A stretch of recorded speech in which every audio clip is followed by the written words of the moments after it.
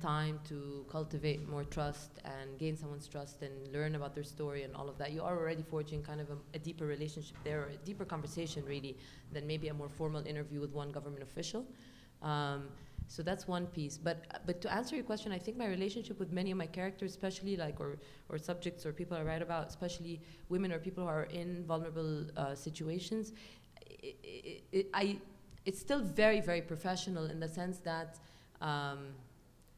it's too easy to fudge the line, you know? So I actually find myself constantly reminding them that I'm there to do my job as a journalist, because I don't want them to think of me as a friend. I'm not their friend, I'm not their advocate. That's not my role in this particular piece, and I'm not a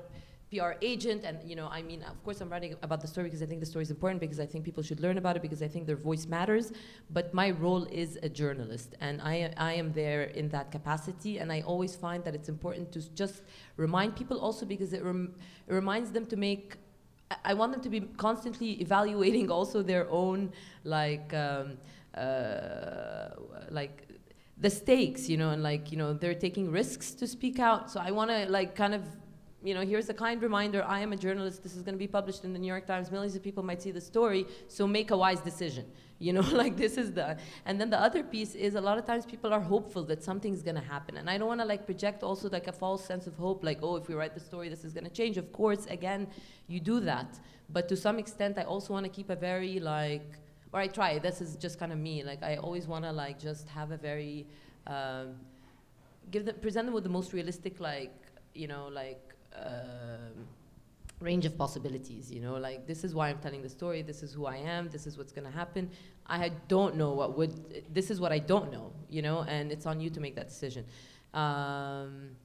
So I think like a piece of it is oftentimes I actually, because it's easy, because they see me and I speak the same language and we have similar cultural references, and it's almost easy to forge a friendship, you still need to you know, keep that distance and remain removed. And so that's kind of how I manage my relationship with